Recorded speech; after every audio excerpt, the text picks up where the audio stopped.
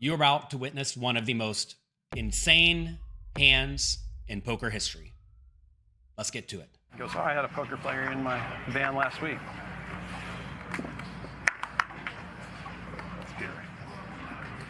Are you going to end the story there? Well, I wanted to see what he did. So he said, I had a poker player in my van last week in Morgantown. Oh, yeah, who was it? The guy says, Phil Ivey. Phil Ivey wasn't in Morgantown, man. What are you talking about? I called Phil. He's like, yeah, I was visiting my uncle. That was pretty unbelievable. 26?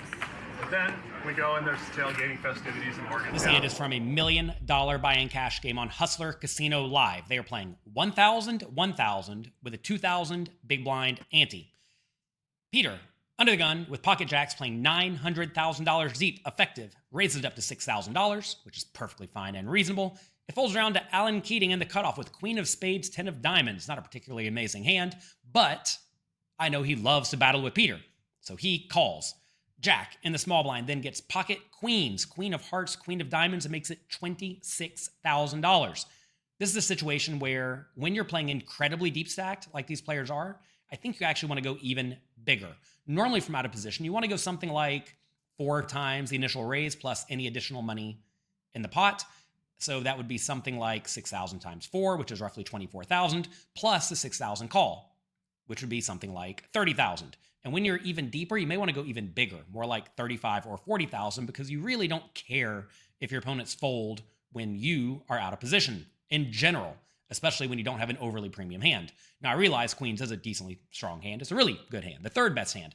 But I think in this spot, you want to go a little bit bigger, especially in a loose, splashy, battly game where you probably know Peter and Alan are getting after it. That said, he goes 26,000. Let's see how his opponents proceed. And Cooler in progress. Walking in, and a little kid with a mullet, probably about 10 years old, walks up to Steve Danneman. It was just after his main event. So are you Steve Danneman? Yeah, yes, I am. You can't win. Peter, with his pocket jacks, makes the excellent play of just calling. When you are playing very, very deep stacked, you pretty much only want to be putting in 4 bets with hands like pocket aces, pocket kings, and then some hands with an ace blocker like ace X suited, ace 5 suited, ace 4 suited, stuff like that. You have to be very careful with hands like queens, jacks, 10s, 9s, ace queen, king queen, etc. These hands want to just call, see the flop, and try to make a really good hand before they invest the remaining $900,000.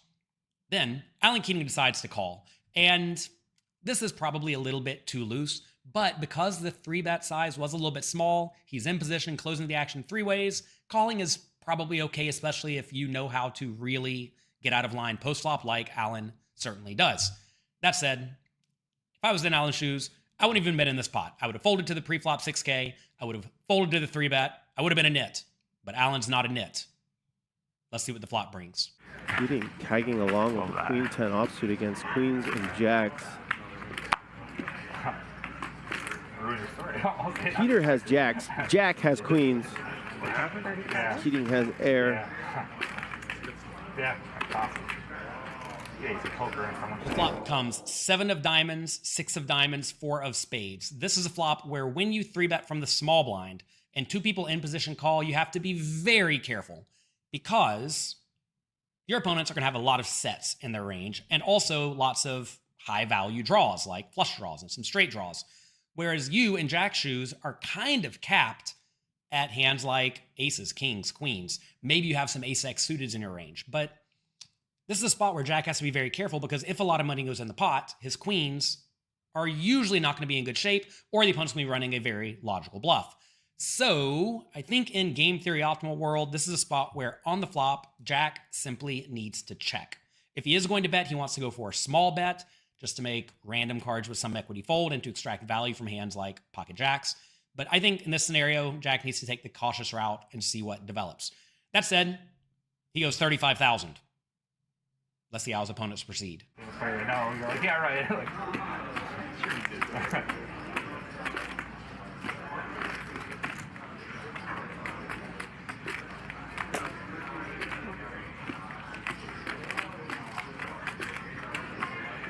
Facing the $35,000 bet, Peter is already in a pretty nasty spot with his pocket jacks, mainly because he does not have the jack of diamonds. There are 2 diamonds on the flop. If the jack of diamonds comes, there's some chance Peter has an unfoldable hand with top set, but he's going to lose a huge pot when he is against a flush.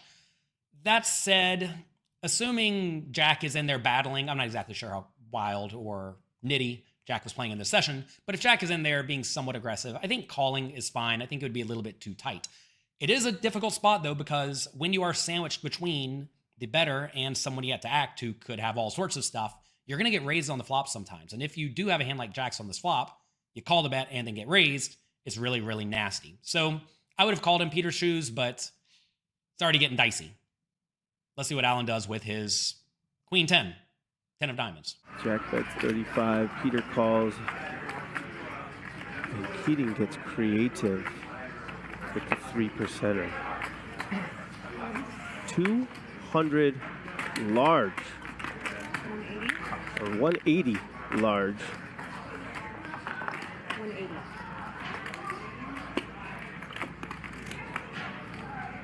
Most players would like to have some sort of draw when they do this. Not that man. He doesn't care. Not a fun spot for Jack.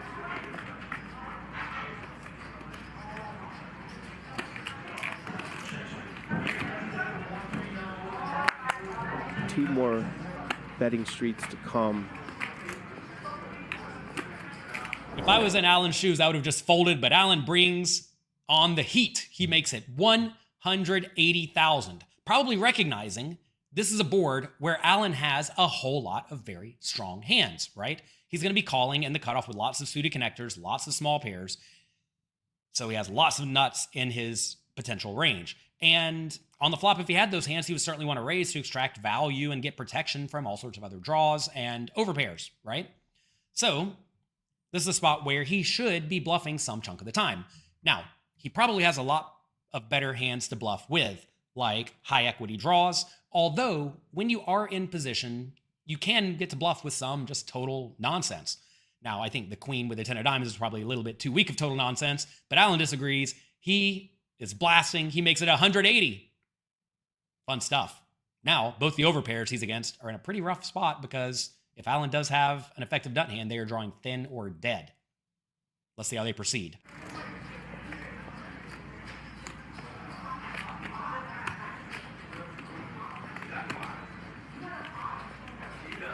Table has gone silent, which is appropriate.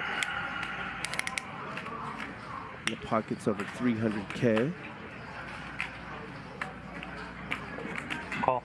Jack passes this test. 180. You got it.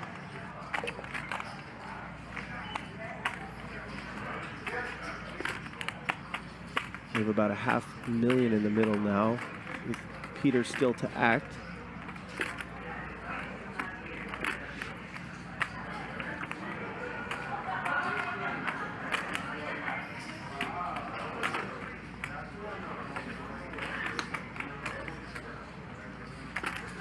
All of these guys hate folding. Kind of like Peter was in a tough spot on the flop, facing a bet with someone yet to act. Now Jack is in a very similar spot because Peter is yet to act, which really does show the power of Alan's play. He's taking both of his opponent's overpairs, which are pretty great hands, and making them bluff catchers. Now, Alan's problem is that Alan is known to like to bluff. So because of that, I don't think Jack can justify folding queens with the queen of diamonds. But if he had queens without a diamond, I think that could just be a fold, because consider how this hand's going to play out, right? If Jack calls and Peter folds, on the turn, if it's pretty much any card, almost all of them, besides maybe Jack or 2, all of those cards could potentially improve Alan, right? So on the turn, Jack's going to check his queens, Alan's going to bet some chunk of the time, and Jack's again at a nasty spot. Or Alan's going to let it go check, check. Then on the river, Jack's probably going to check. Alan could easily blast it with both very good made hands and bluffs. And again, Jack is in a nasty spot. So I think Jack has to call here, but it could be trouble. Let's see how Peter proceeds with his jacks.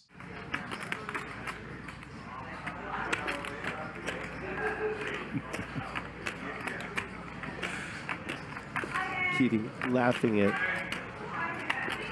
his lunacy. This right here? The Peter chip.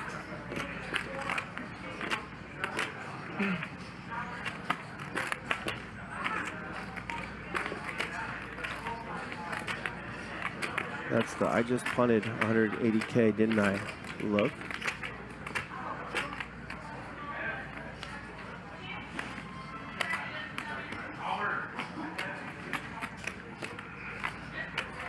Plenty of draws available on this flop.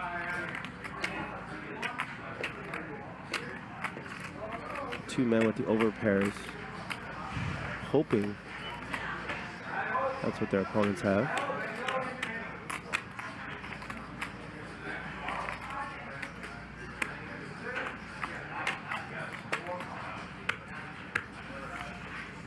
Peter calls as well. 621K in the middle. Peter now makes the call, and I think this is Peter's first big misstep in this hand, because now, if Peter does have the best hand, he's pretty unlikely to have the best hand by the river, because either Jack is already going to have him beat with an overpair, in which case Peter's drawing thin, or Alan's going to have him beat at the moment, or be drawing to some hand that could beat him, like a flush draw or a straight draw. It just so happens Alan has literal nothing, 3% equity with the 10 of diamonds. But this is a situation where I think Peter needs to let it go, simply because while he very easily could be good at the moment or good against one of his opponents, he's unlikely to be good by the showdown or against both of his opponents. He calls, though. Let's head to the turn. As we head to the turn, another flush draw available now.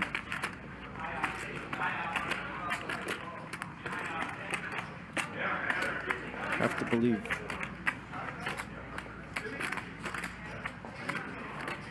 Jack will be checking here, you would think.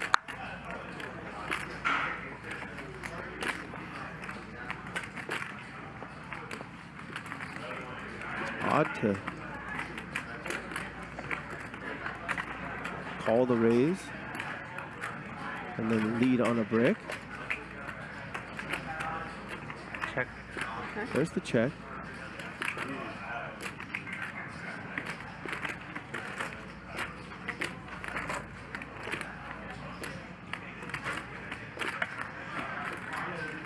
Peter checks as well.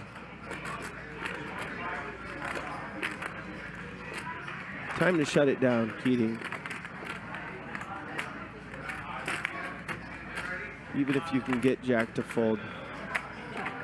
The turn is the 2 of spades. Jack, of course, checks. Peter, of course, checks. Alan, with roughly a pot-sized bet remaining, with 0% equity, wisely decides to check. When you are bluffing into multiple people, even when you're in position at this point, once it's very clear they kind of like their hands, you want to have a very high equity bluff. Probably a hand like ace-5 of diamonds or king-5 of diamonds or 9-8 of diamonds, something like that.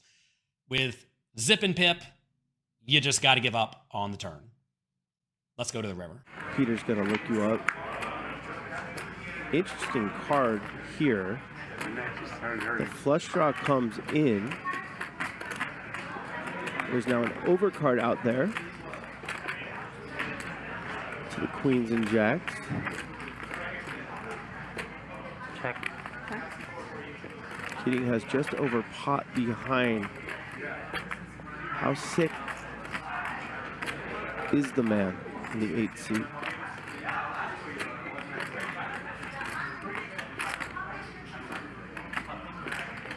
Come on. All in.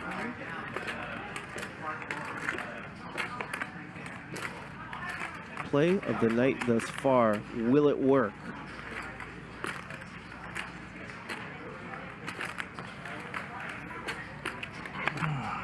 Jack's thinking worst river card possible. The river is the ace of diamonds, a dream card for no one. Jack checks his underpair. Peter checks his underpair, and then Alan rips it all in. I actually love this bluff because at this point, Alan very unlikely has the best hand, right? It's pretty much impossible. And both of his opponents probably have lower pocket pairs, because if you consider the hands they're going to put that much money in on the flop, it's going to be a hand like ace X of diamonds, which they can't have because the ace of diamonds just came on the river.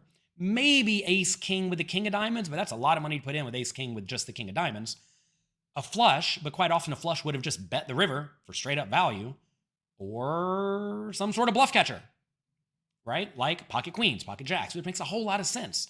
Now, Alan does have a queen and a 10 in his hand, which blocks pocket queens and pocket 10s, but I think this is a spot where Alan's hand makes some sense to bluff. Now, he would, of course, rather have the king of diamonds or the queen of diamonds to bluff, but Alan's not so concerned with that. He just goes for it. And if I somehow found myself in the spot in Alan's shoes, I would have gone for it as well. Let's see if it works. Pot is over $1 million.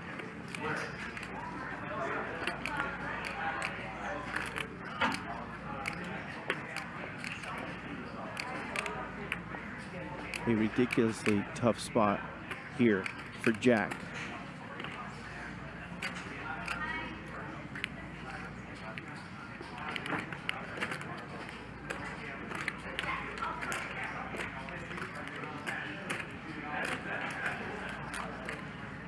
That man just bluffed off his stack and is 0% nervous.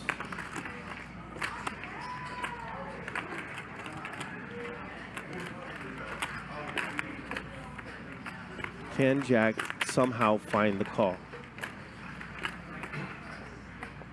He's got to worry about Peter as well.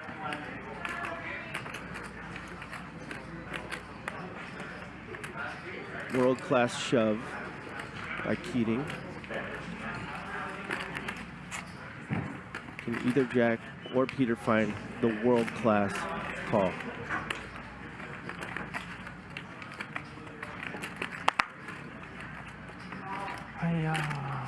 Jack's gone. I believe you.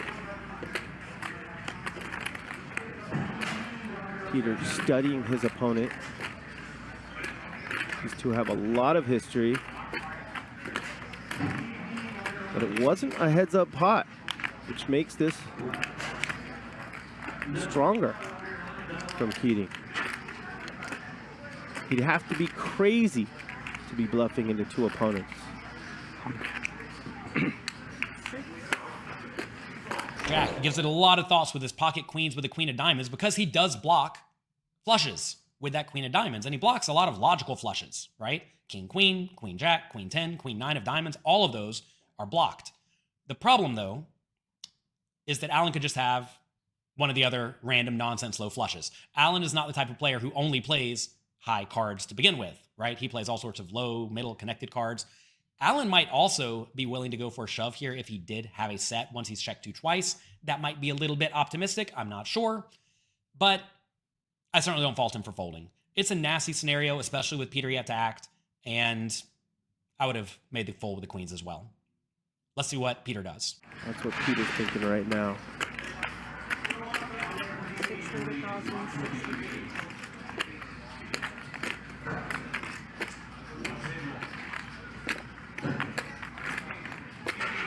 The game will be far out of the muck regardless of what Peter does here.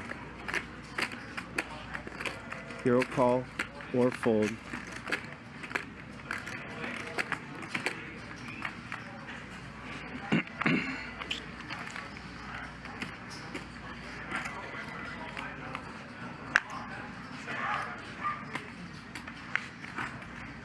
Looks like Keating might get it through.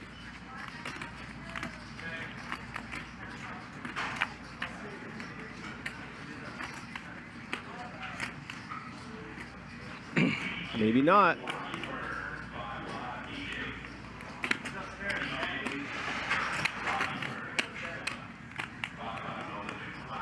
Peter trying to get a live read on a player who's unreadable.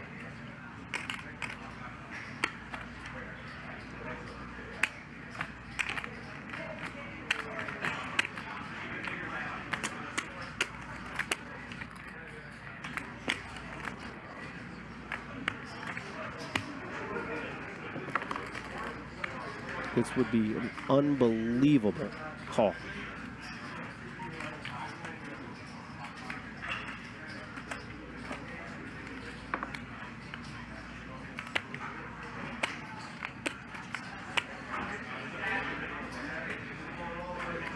torture for that man.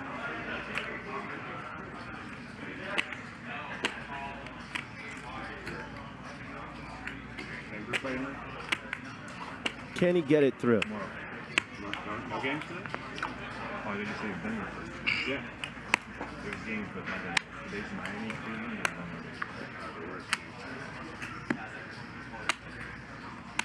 Detroit next maybe? Last year, I forgot yet.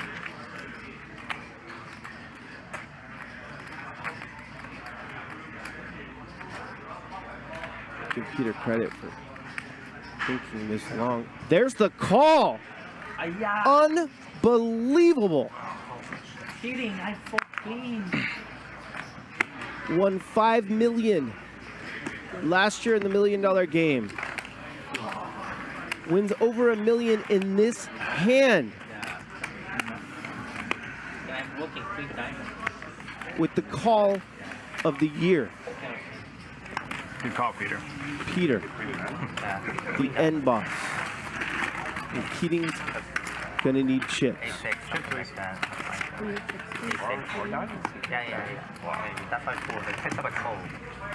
After a lot of thought, Peter makes the hero call of hero calls. Stone bluff catcher, no diamond, and somehow, some way, he is right. And he ends up scooping a massive, massive $2 million pot.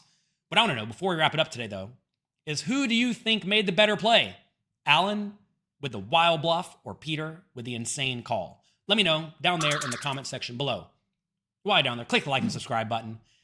Thank you for being here. Good luck in your games. Have fun. What an incredible hand. I'll talk to you next time.